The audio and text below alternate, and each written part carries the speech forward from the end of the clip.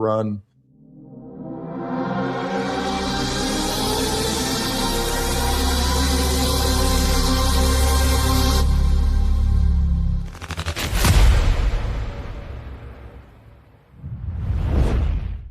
This is Tractor Tuesday Live, hosted by sixth-generation Nebraska farmer and Tractor Tuesday founder Zach Bosley and Scott Anderson, owner of New Age Ag Supply. Join them each week as they sit down with farmers, innovators, dealers, and creators who are enhancing the culture within agriculture, right here on Tractor Tuesday Live. Hey, Zach Bosley here. And of course, the trains are honking as soon as we go live. But downtown Hastings with, as usual, Scott Anderson, New Age Ag Supply. And today, outside of the train horns, we've got Ty Horn. What's going on, Ty? How you doing today? I'm great. How about y'all? Yeah, doing really good. And I hope everybody can hear me. It's the 1 o'clock on the dot. I think we're going to have to set the show back about 10 minutes. But for everybody that's out there that's not, bleeding Husker red or down in the beautiful state of Kansas, if you don't mind, Ty, just give us a little bit of introduction, who you are, where you're from, and where are you now, and what are you doing? Yeah, of course. I'm from Halstead, Kansas, small town Kansas. Nothing but fields down there. The town probably has about 1,000, 1,500 people. So you do one bad thing, everybody knows what happens, everybody knows what you did. But right. Yeah, I don't regret it. I actually transferred my senior year of high school to a larger school because I thought it would help me with recruiting, the whole process with all that, especially for baseball. I also had some summer ball friends that went there, so I knew them, and I just kind of wanted to get out of the small town. It definitely helped with recruiting, just getting my name out there. But I later figured out that especially I'm now at Nebraska, it didn't matter where you are, they're gonna find you. Yeah. But yeah, I don't regret it. It was fun going there. But yeah, after senior year, Wichita State reached out. They offered me. I committed kind of on the spot. Then the whole coaching thing happened. Figured out that there was the head coach was actually had drinking problems. So really? Yeah, he showed up to my official visit drunk, and it kind of threw me off. I was like, oh yeah, I definitely don't want to be here. Yeah. Coach Sirianni, which was at Wichita State, went to Nebraska. I decided to follow him. Didn't really know anything about Nebraska or what was even in Nebraska. Okay. The only thing I actually knew was Alex Gordon because I know he went here. But besides that, I was pretty much didn't know anything. Yeah. Came on kind of an official visit here. I committed before I even came on the official visit because I was in love with Coach Sirianni, and I later find out that Rob Childress, our pitching coach, I've actually known him apparently my entire life. Okay. His son, I grew up with his son because I lived in Texas before moving to Kansas. I lived in Texas till I was about 7 years old. Then I moved to Texas or Kansas, and we grew up together. He actually signed 30 baseballs for my 4-year-old birthday party. So it was kind of a small world moment meeting him, kind of officially meeting him because I didn't really know who he was when I was younger. But yeah. Awesome. Yeah. And so actually right now, I think you're in one of the athletic department facilities. So no, we appreciate you making some time for us, and just really wanted to have an open conversation, nothing too serious. What we wanted to do at Tractor Tuesday was really shine a spotlight on other farm kids that are doing something impressive, and I think it's one thing to be a student athlete. I know it's a lot of work. There's a lot that goes to it. Even if we had other farm kids that were in the marching band, I mean, who cares? The idea is as long as you're doing something, a little bit extra, because a lot of that extra effort, at least until recently, there was no way to actually get any sort of benefit or reward for it outside of just being kind of the hometown hero. And so I'm not sure, how did you get hip to Tractor Tuesday? And I guess, how did we even find each other? I guess I'm not sure how that went down. So actually, one of my friends, Gabe Swanson, he's from Iowa. I think he played baseball here at Nebraska. Okay. Asked me because he saw that you guys followed me. And I don't really check my DMs a whole lot. He saw that you guys followed me, and he's like, oh, they follow me too. And I looked at my DMs. You guys DM'd me, and it was just we talked through it and came up with a deal, and it was kind of smooth sailing from there. Awesome. Yeah, and I had a different one of our friends, Troy Stickles, was helping out with some of what we did with the NIL initiative, and he's a big sports fan, and he was a good athlete as well. He played basketball in college. And so he was pretty connected and dialed in with a few athletes. So we were excited just to help anybody that was from kind of a farm or ranch background. And I guess if you don't mind, what's your family do back in Halstead then? Actually, my family recently moved to Conroe, Texas. Oh, they went back to Uh, Texas. they Yeah. did go back to Texas. Okay. My dad owns a RV dealership on a big old piece of land in the middle of nowhere in Texas. Nice. And my mom is a realtor, so Okay. she was like the number one realtor in Kansas for like 5 years in a row. So she's really good at what she Wow. does, and she kind of brings out my competitive side because she's always competing against other people. So And yeah, I hope I'm not going to butcher it, but isn't your mom's name Shasta?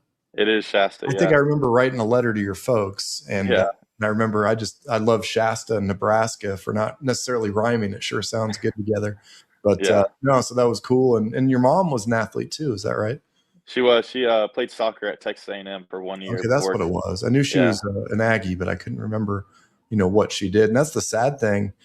Scott looks young. He's getting close to my advanced age, but a lot of these great farm athletes, I'm about the age of their parents. And and I'm one of the oldest first time dads in Nebraska.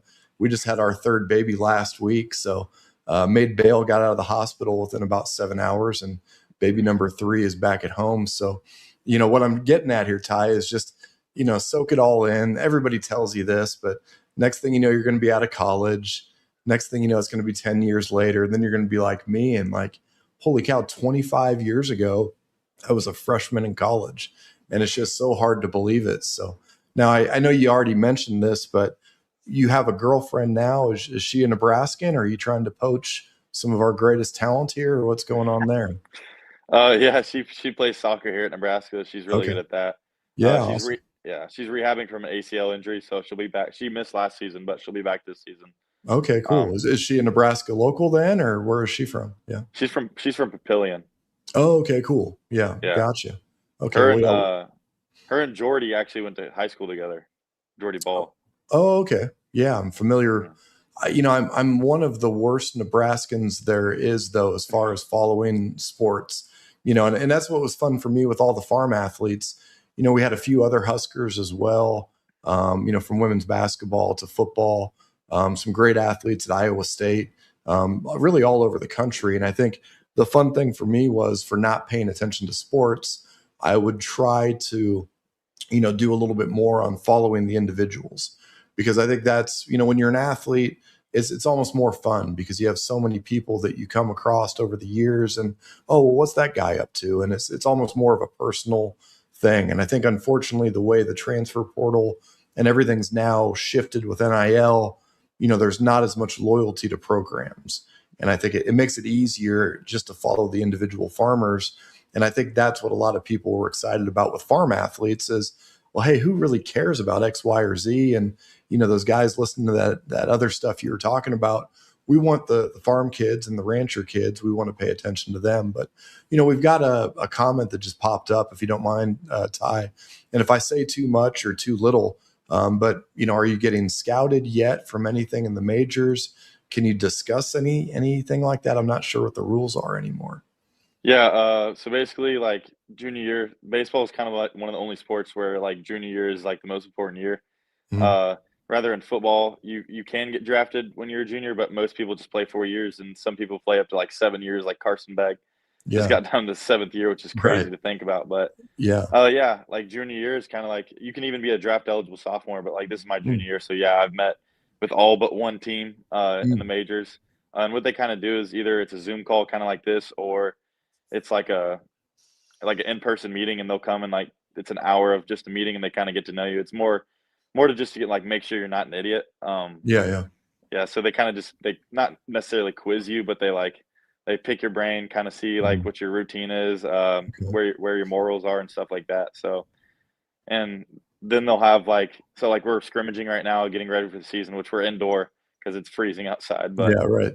yeah, they'll come video and watch, and they don't really say much because they're not really supposed to, but they'll talk to my agent slash Mhm. advisor, not really an agent until you pay them, Mhm. and they'll like tell him like, hey, this is where we think he's gonna go. This is where we think, um, this is what kind of just what we think is gonna happen, what he needs to do, and stuff like that. Yeah. How'd you get an agent? Is there like a team guy that kind of acts as an agent or an advisor in this role? So baseball is actually the only sport where you can get drafted out of high school. Mm-hmm. So basically, you kind of find one. You just become friends with a guy in high school that kind of does stuff for you, and you can't technically pay him until you actually sign something. So he's kind of just been there for me, and I found him in high school, and I've stayed loyal with him the whole way, and I'm hoping to kind of pay him back for everything he's done for me. I think it's kind of return on investment. He's done a lot for me, especially just putting my name out there. So he connects you to potential teams and scouts or recruiters, whatever. Yeah. I see.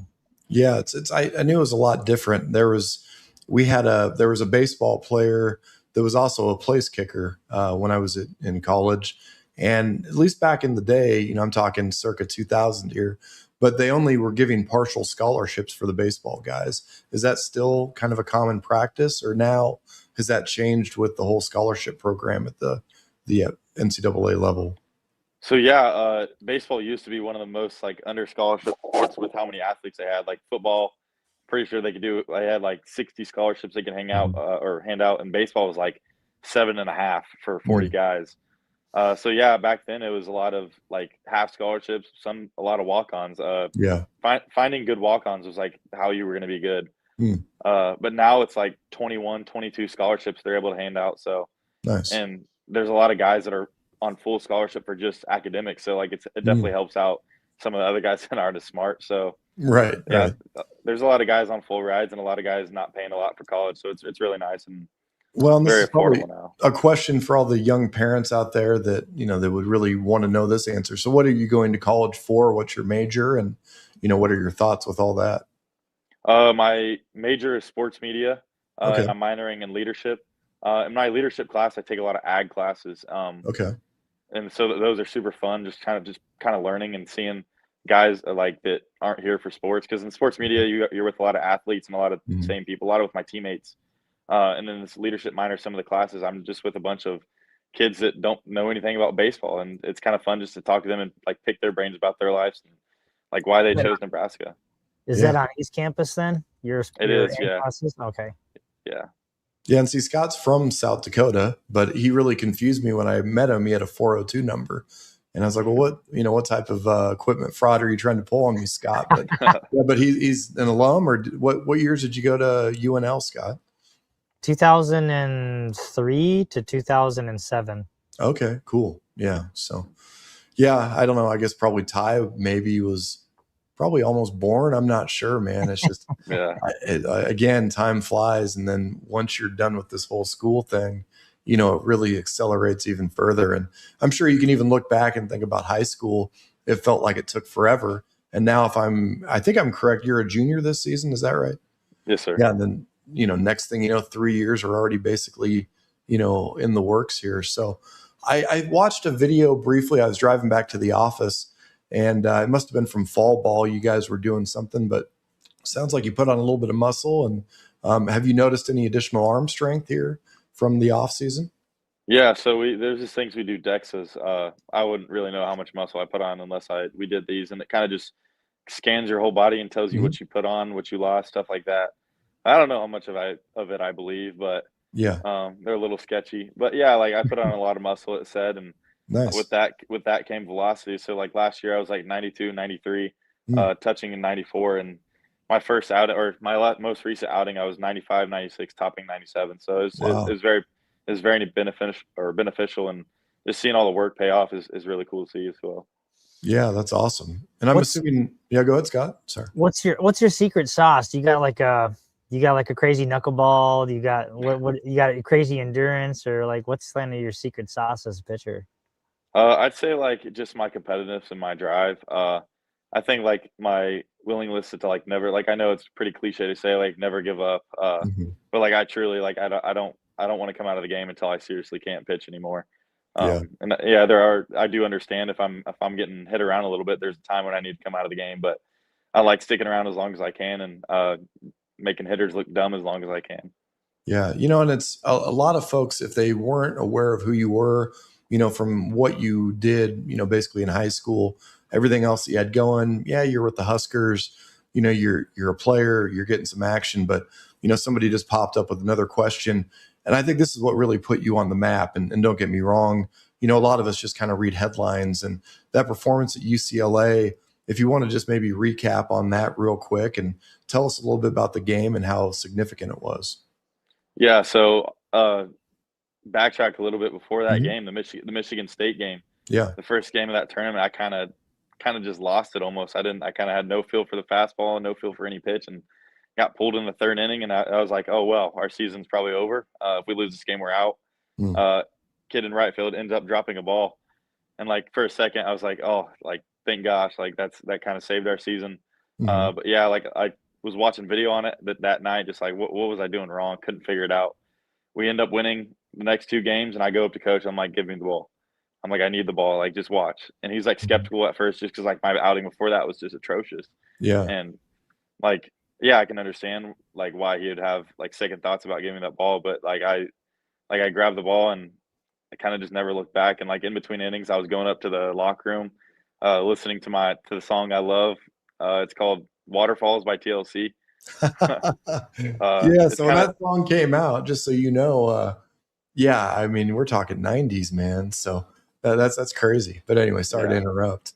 No worries. That's kind of like my theme song. Kind of keeps me going, keeps my head right, keeps me vibing and loose. But yeah, like facing a team like that, it's definitely nerve wracking. I mean, Rock Chalowski is going to be the consistent #1 overall pick, even if he has a decent year. All he has to do is have a decent year. Okay. And they had good bats in their lineup. So just watching the scouting report, like, oh, like there's going to be some kids, like even the coach, like there's going to be some kids in this lineup where we're going to have to pitch around. And I looked at him like, no, we're not doing that. Yeah. Like we're going to go right at them. They've never had a guy just go right at them. And we figured out that Rock Chalowski, their best guy, can't hit a right on right changeup. So just feeding him those, and he wasn't able to hit it. And it was definitely a surreal experience being able to do it for those guys. That was their last year of baseball. Yeah. And especially just advancing and moving on to the playoffs was super cool. And dogpiling for 2 years in a row isn't something everybody gets to do, let alone just one time. So it was super cool. Yeah, I mean, back-to-back Big Ten champions. And then, I if I remember, the game was a shutout, right? Yes, sir. I went 8 innings, 3 hits, no runs. And the guy that came in after us or after me was Casey Dice, and it was his last year. Regardless, he was done with baseball no matter what after this year. So watching him do that and be able to be at the bottom of the dog pile for his last year of baseball is pretty cool to see. Yeah, I mean, it really just resonated and just sent shockwaves throughout the whole dang state. Everybody was excited, and and that's what the hope is. I mean, there's so much excitement right now, obviously because of the season and Nebraska basketball. But I think that's what's so cool about your fan base here at Nebraska. It's just every season is a big one, no matter what the sport is. And I think that excitement from basketball will hopefully roll into baseball this year. And I guess, what can you tell us about the team? Is the dynamic much different?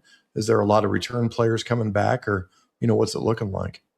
Can I answer that in like 2 minutes? I got to grab a charger real quick. Yeah, do your thing. I don't want you to die on it. Me and Scott can talk about it. But yeah, so Ty was mentioning, he's like, oh man, my laptop's dead. My phone's about dead. And, so I figured there could be a little bit of a hiccup here, but I guess they're not in the locker room. So if anybody's watching, they're just in the lounge outside of the locker room. So be no big deal. But Scott, when are you heading back to the cold tundra? February 5th. Okay. So coming up soon. And your guys' due date isn't until March. Is that right? March 3rd. Yeah. So, yeah. Coming quick, man. It is. Yeah. Did I ever give you that book to read? Yesterday. Did I ever tell you that book that both you and your wife needs? And I know it's not your first rodeo, but there's a lot of really good information. I'll make sure I'll text that over to you. It's called like the Bradley Method or something to that effect. Not that anybody in the audience really cares about, gestation and childbirth, but yeah, well, we're thinking about it. But yeah, we had a pretty awesome day so far at Tractor Tuesday. We're getting a lot of really good listings lined up. February 17th is really taking shape.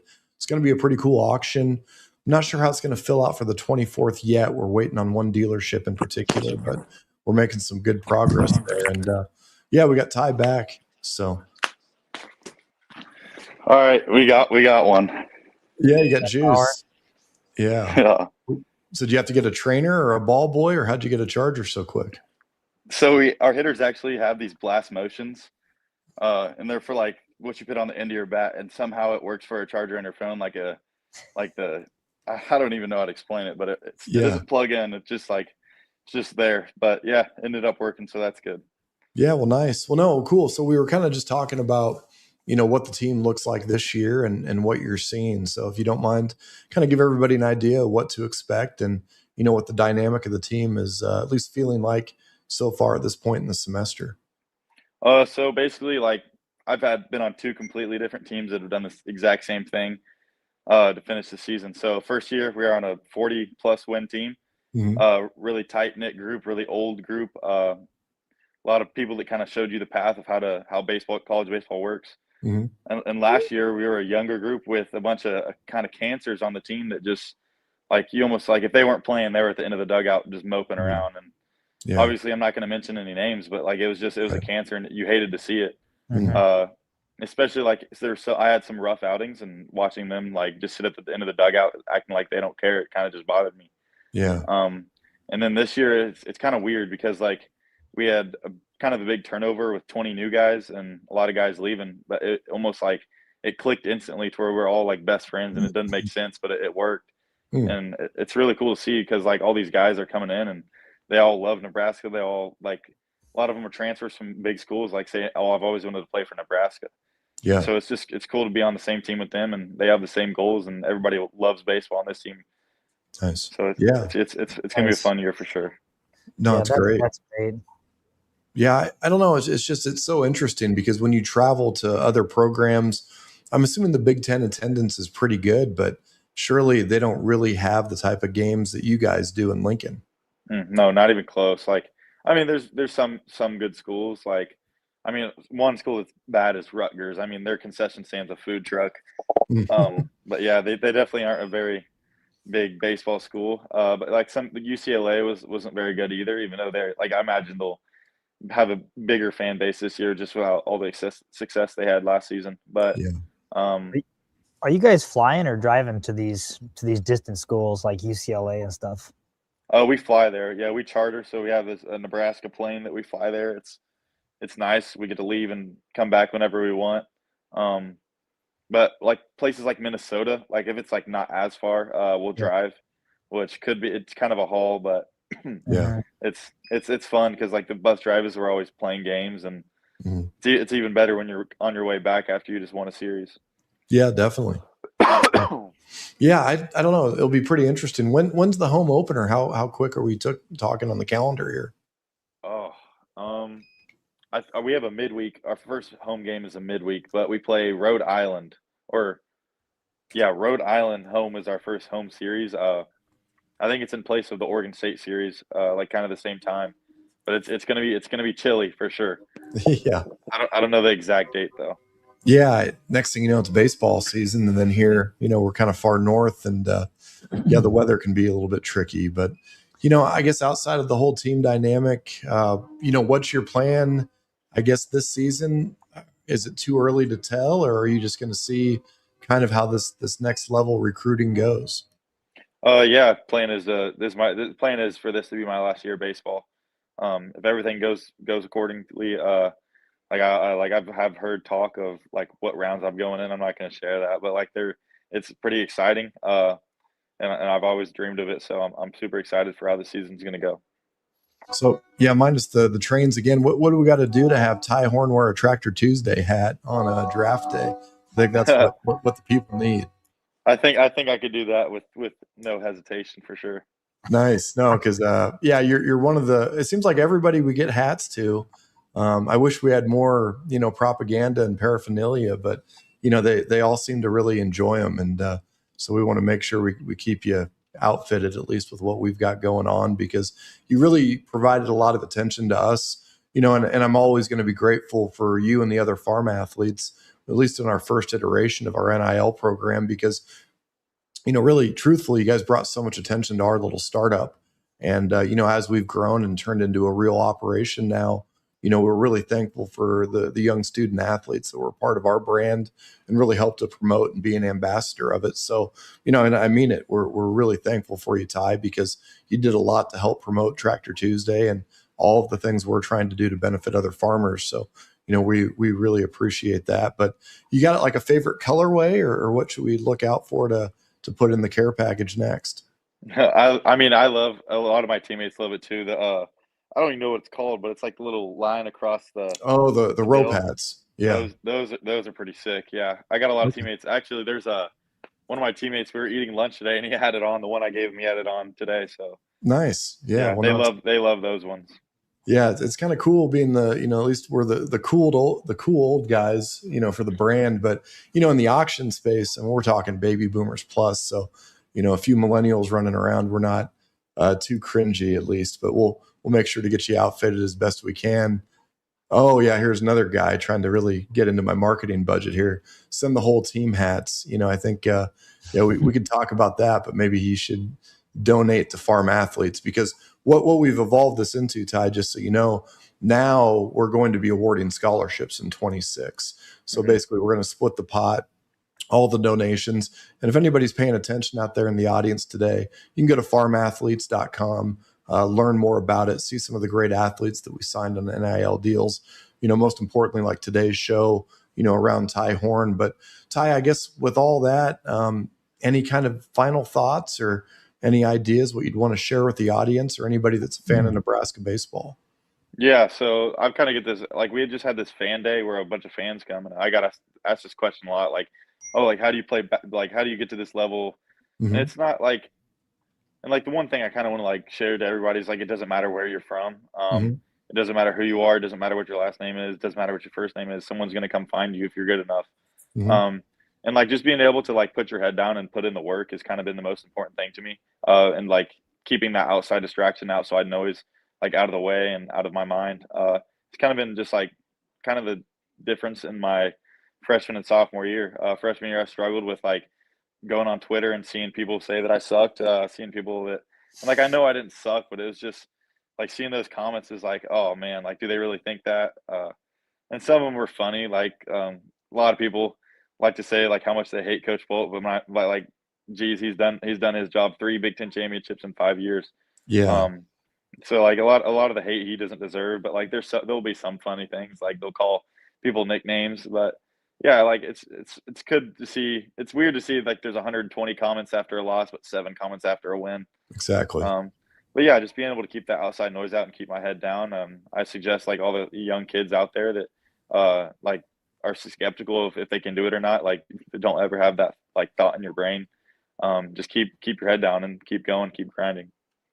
And would you say there's a little bit of overkill for these young athletes? Because I mean, baseball is an intense schedule, and I see it around here. We've got actually a great kid. I think it goes to show my age again, but one of my old high school teammates' sons, I think he got an offer from Nebraska as a pitcher, but I don't want to put it out there if I'm incorrect. But it just seems like there's so much travel, there's so much demand at such an early age.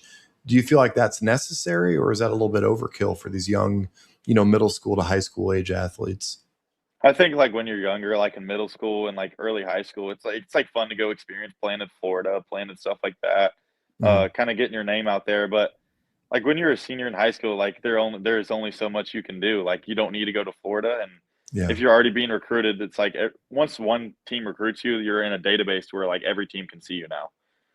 So like, yeah, there is some overkill where you see these juniors and seniors in high school playing in like Dominican Republic and all this stuff. Like there really is no reason for that. Yeah, it's fun and all. And like, if you're good enough, might as well go do it. But yeah, like there is some overkill. And I hear like, I spoke to this, like at this fan day, it's like 5th grader said like, oh, like I pitched 3 times last week. I'm like, what are you talking about? Like who's letting you pitch 5 times or 3 times in a week? Like that doesn't make any sense.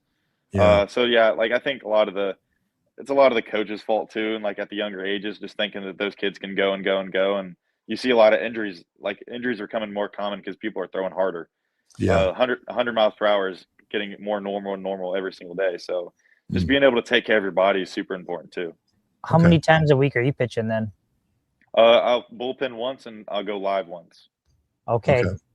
And then you got to wait to recover your shoulder. Yeah, for sure. And like the hard thing about pitching is if you have a rough week, you got six more days to think about it and sit on it. So like Sure. the mental side of baseball, especially being a pitcher, is kind of the hardest thing and hardest thing to conquer. So what's, you probably get a lot of good meals through the training table, but what's your go-to, maybe pregame routine or snack, or, what's the secret, with the diet? I'm a big believer in acai bowls. Okay. I love those things, but I don't like all the like blueberries and bananas. I seriously just want like the base acai, and I'll eat Okay. that all day, every single day. But yeah, I like to eat that before I start because it's not too heavy and it fills me up. Yeah. And I guess any other, traditions or anything. I know every baseball player I've ever known, I mean, if they do one thing once, they're very superstitious. Do you have any other weird superstitions that you try to follow? I got like two. I put my left sock on my right foot, my right sock on my left foot. Okay. I've been doing that since I was like 10 years old, and I did it when I was 10 years old on accident, and I pitched good Yeah. one game, so I was like, oh, I'm gonna do this every game. That's got to be why I'm pitching good. But yeah, so I've done that since, and I wear shiny. There's these shiny underwear I wear. It's literally like almost a mirror on me. So yeah, I love those things. I've been wearing those every day or every time I pitch at least. No, I think that's funny because I used to do the similar, back in my day, we didn't have left and right socks. You're lucky you didn't have any holes in them, but I accidentally wore my nice pair, my right sock inside out. So I kept that tradition going my whole life. But anyways, well, Ty, I got a quick rapid fire yeah, thing to do. Just yeah, a few cool. questions for you, Ty, real quick ones. What's your favorite pitch? Something I just learned how to throw like in the middle of my season, my sophomore year, as a cutter. It's just a harder and shorter break slider. And it was super hard to like figure out, but I was able to like, I think one the good trait about me is I'm able to adapt and kind of adapt in any way. I think that goes along with how athletic I am. Because I'm not just a pitcher, I'm a baseball player. I Mhm, love to stay athletic. Even in my warm up, I include a lot of athletic, like Jeter throws. Everyone knows who Derek Jeter is, just like mhm. Mhm. running and jumping and throwing it and keeping my arm, changing arm slots, just stuff like that. But yeah, the cutter has been super fun and it's been very successful so far. So I'm going to keep throwing that. Nice. What pitch is the hardest on your to recover from for your shoulder? Honestly, a lot of people disagree with this on the team, but like change up because I'm a big, I don't, it's, this is either I think it's pronating. No, that's supinating. So like I'm a supinator. So like everything I throw, it goes like that, except for the change up. I Mm, I pronate see. it.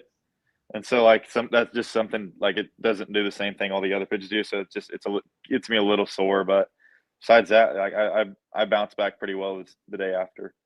nice. Are left-hand or right-hand batters harder to strike out? Or does it not matter? It shouldn't matter, but I feel like a good left-handed bat is kind of hard to strike out because most of the things I throw go into them. Yep. But so they'll put I'll get more strikeouts on righties because a lot of my stuff is going away from them, so it looks like it's going down the middle, but it goes away. But lefties, they'll get a lot of rollovers to Mhm. first base, which are fine too. But strikeouts are definitely way cooler. Yeah.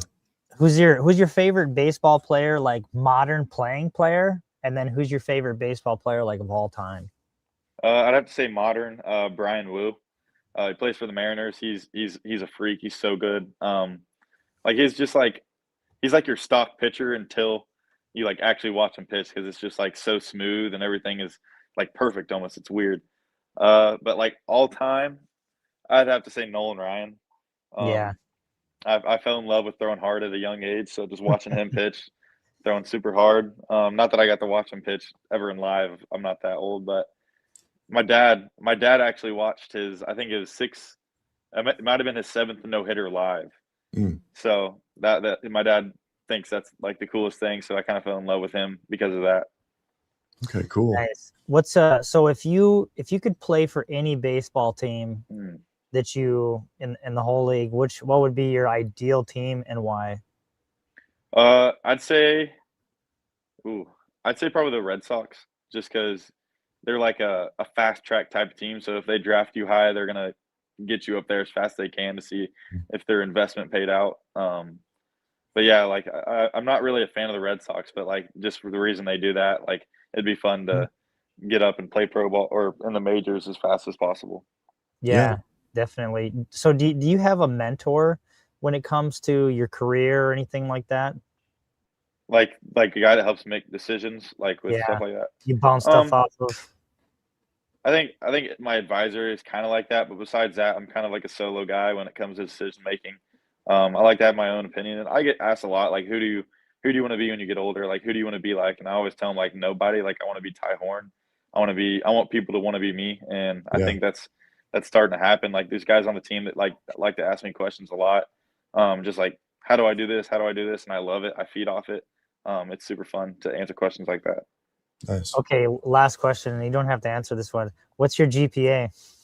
My GPA, my cumulative is a 3.2. Oh, good. Yeah, but this last year I had a 3.0 on the dot. It was kind of it was one of my bad years, but yeah, it was one class. It was one class that got me. It got me. I got a C in that class, and it was not very good. Nice. Well, don't ask me for any help. I won't be any benefit for you. So, yeah. Yeah. Well, Ty, I know you got a 2:00. You got to get probably taped up and ready. But yeah, do you want to share any social? I know you're not really big on that. I'm not at all. Just somebody in our team does that. But if you have anything you want to share with the group, yeah, go ahead. I mean, not really. I think just like one thing that I pride myself on is like being competitive. Something that like it's free. It's easy to do if you can just bring it out. And something we just figured out was, I can't think of his name, but it's Michael Jordan's trainer. He writes books too, and we just read a book that he wrote. It's called Relentless. Okay. And it kind of just bases the whole story off of like, there's pitchers that can like, it's not talking about pitchers, it's talking about athletes, Right. but like obviously I'm gonna talk about pitchers. Mm-hmm. Like just being able to flip the switch of being in that, like bringing out your dark side, and like everybody's different. Like not everybody can be Max Scherzer and mean mug and get mad at everybody, because not everybody works like that. Like I'm the complete opposite. I'm more of like a flow state guy and staying with the team. But we have guys on this team that do get mad at the hitters, and they'll chirp them, and like they feed off that. But so it's fun to watch, just seeing how other people like they click and switch. But yeah, just being able to control that dark side and like not bringing it out at the wrong time, and like always being able to consistently turn it on when it's your time to throw the ball. Yeah, that'd be awesome. Tim Grover is the author of that Relentless book. Yeah. And was Michael Jordan's like coach or like, I don't know, conditioning guy. Yeah. So apparently Scott read that one too. He's kind of yeah, I read that. That's a great book. Yeah, he's into reading books. So well, hey Ty, we'll let you get to it, man. We appreciate your time, and yeah, anything you need, just text me, let me know, and make sure I've got your current address, and we'll get you outfitted with some more gear. But I don't know. I guess it's a good place to leave it for now. For Ty Horn, Scott Anderson, I'm Zach Bosley, and with Tractor Tuesday, we never know when we're going live again. We are going live tomorrow at some point, but if you're not already following us, follow the account and make sure to hit the notification button so you can get that all set and live. But for everyone here, thanks again. Go Big Red. And we've got a great season coming up. So Ty, thanks, man. It's great to see you again. Awesome. Thank you so much. See you guys. Good luck, man. Good luck.